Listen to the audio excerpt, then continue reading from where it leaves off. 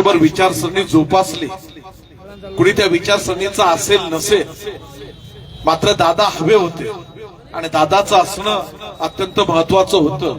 ही भावना या ठिकाणी असलेल्या प्रत्येकाची आणि या राज्यातील प्रत्येकाची, किंबहुना या देशातील प्रत्येकाची तशी भावना आहे. मी देखील अधिक वेळ न घालवता या अस्थि कलश दर्शनाच्या कार्यक्रमाला या ठिकाणी सुरुवात करणार आहे. मान्यवरांना विनंती करतो की प्रथमतः आपण अजितदादांच्या प्रतिमेला पुष्प अर्पण करायची आहे आणि त्यानंतर अस्थीचं दर्शन घ्यायचं आहे. मी मुद्दामून कुणाच्या देखील नावाचा उल्लेख करत नाहीये, तो करणं देखील संयुक्तिक नाहीये. आपण मान्यवरांनी निश्चितपणे समोर यायचं आहे आणि अस्थि कलश दर्शन या ठिकाणी घ्यायचं आहे.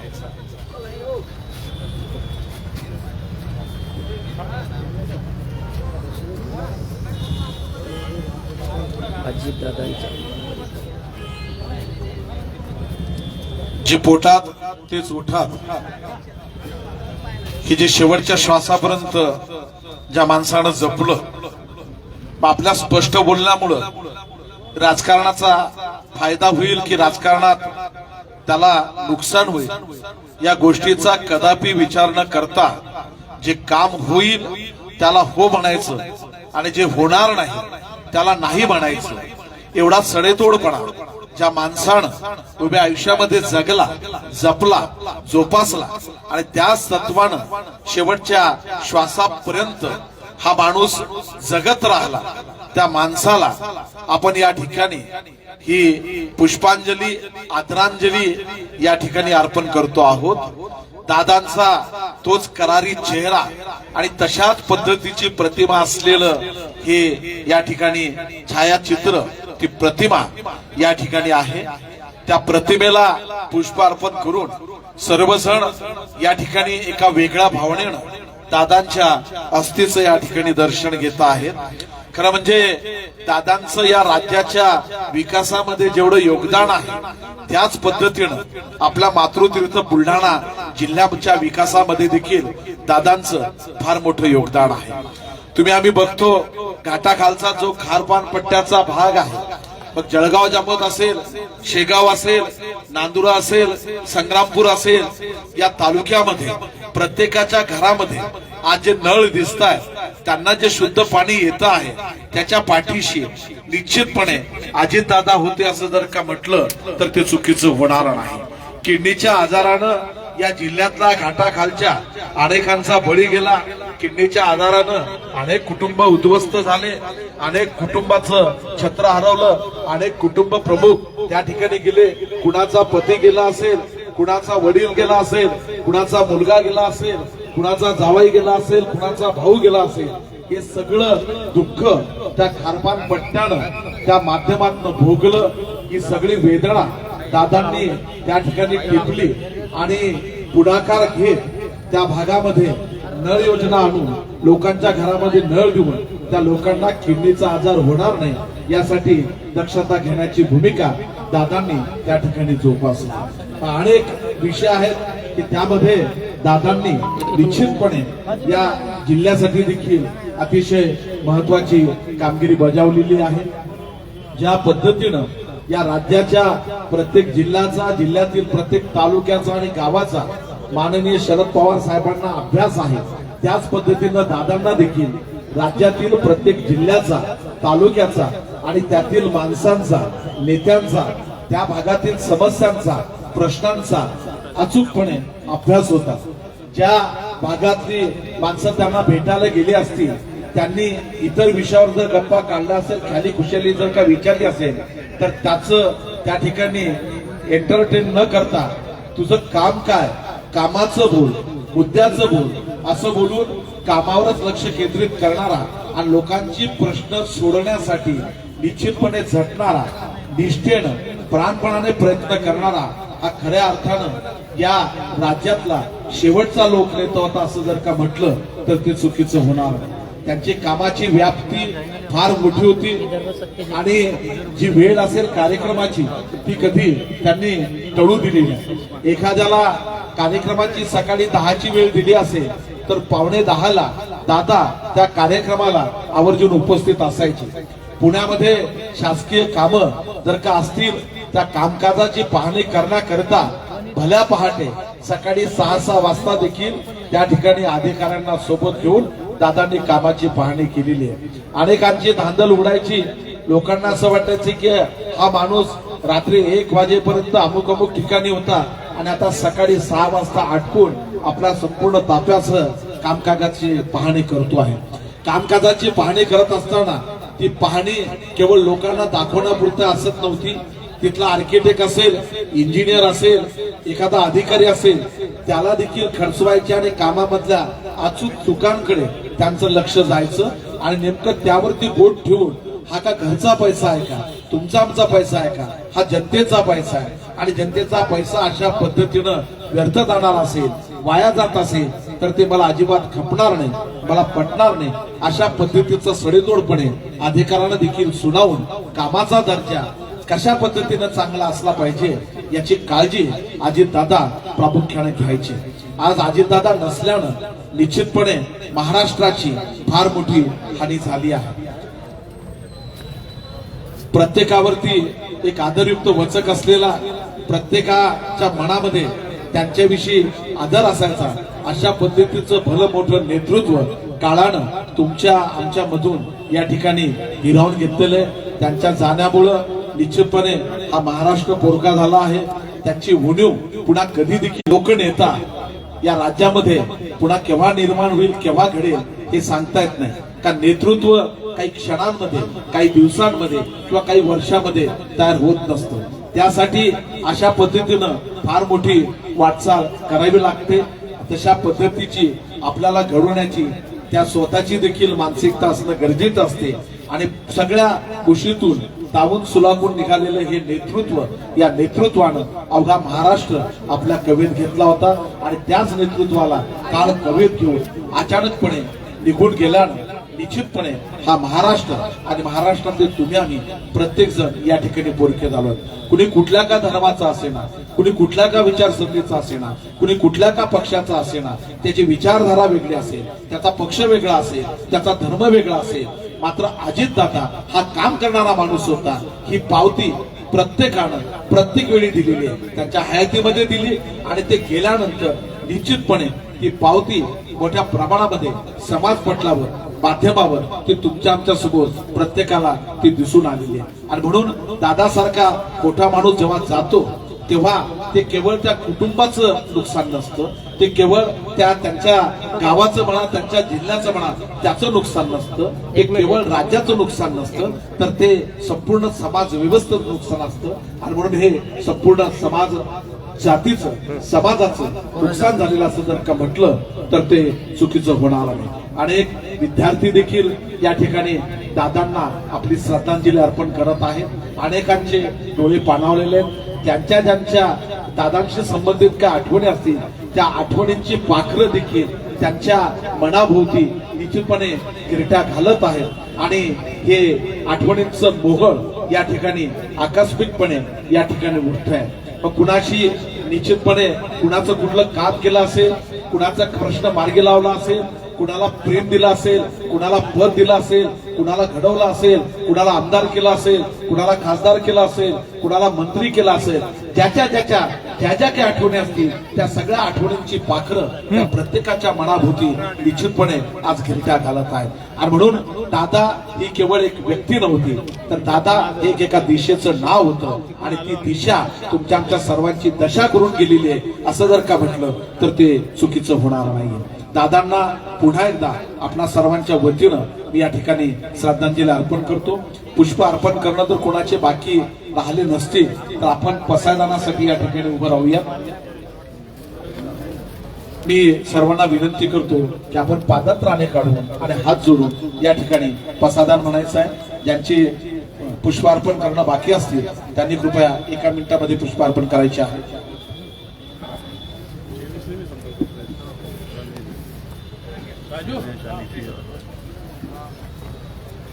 पुष्पार्पण झाल्यानंतर कृपया पाठीमागे नेतो समोर उभे राहा. एक साथ सावधान घे, सावधान. पसायदान सुरू करा.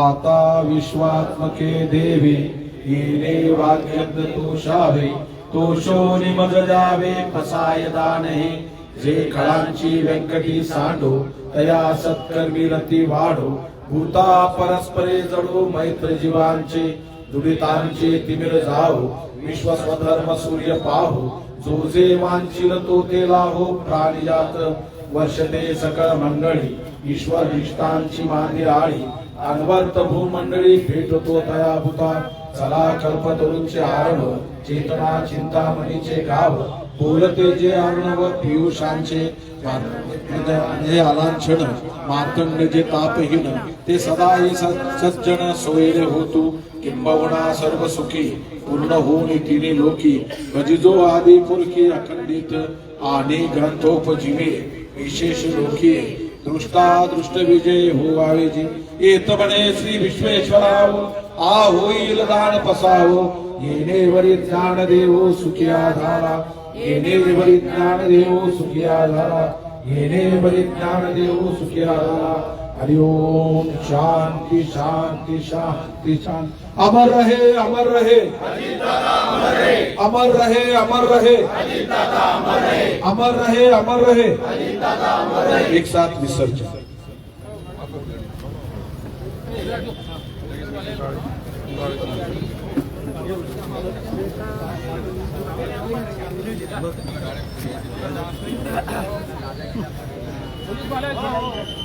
पाटील साहेब नमस्कार.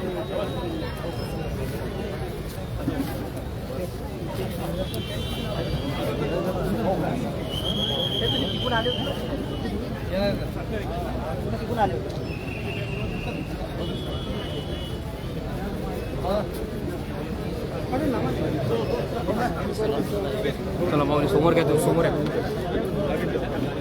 और बस बढ़िया.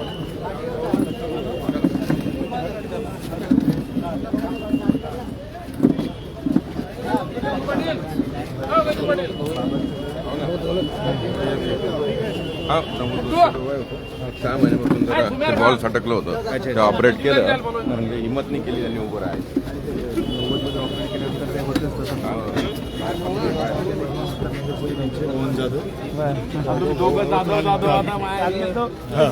जय महाराष्ट्र में जय महाराष्ट्र भंगाळ मी सिंपल होगा पण पूर्व के हिसाब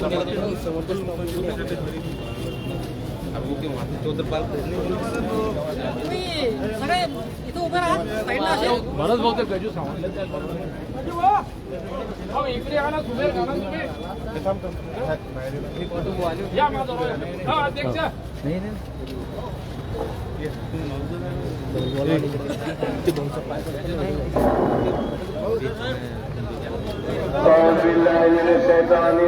बिस्मिल्लाहिर्रहमानिर्रहीम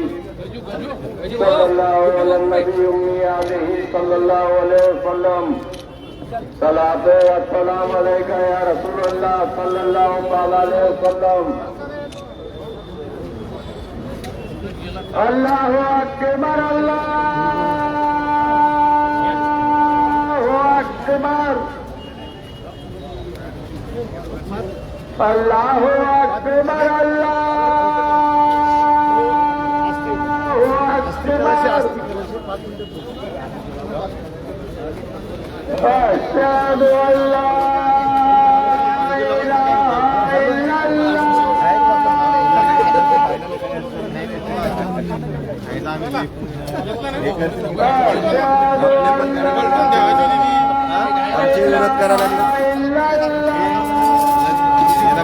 लोकसभा लढवलं पुढच्या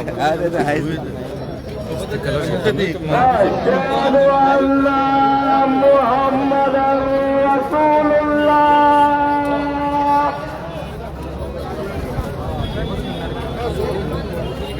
अशहदु अन्ना मुहम्मदन रसूलुल्लाह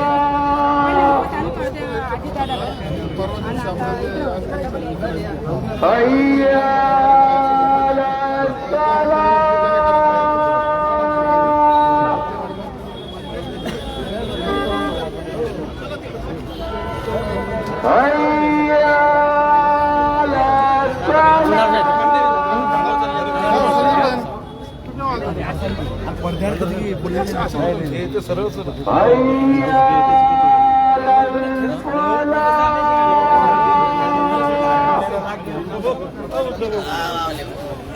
चला तुमच्या क्लिपिंग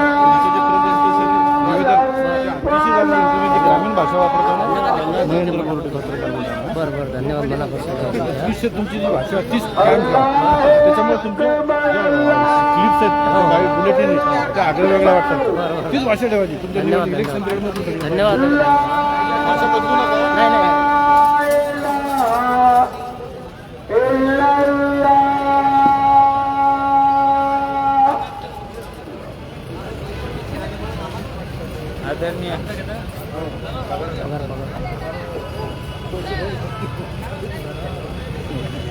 ऐकू जाईल ना त्या घेतला घेतला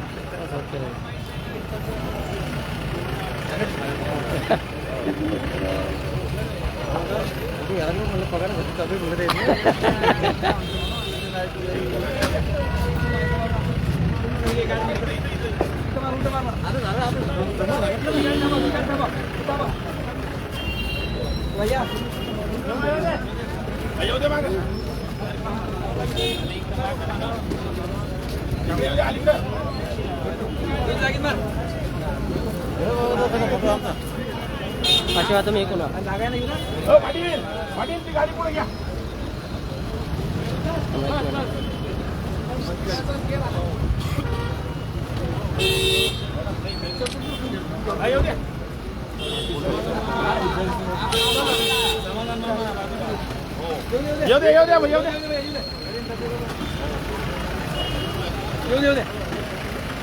बस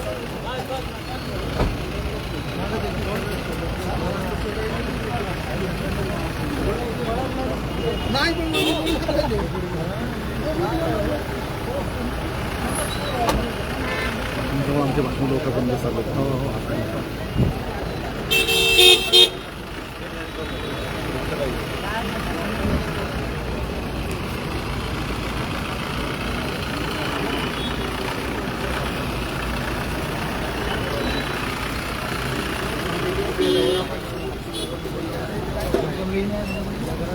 Gracias.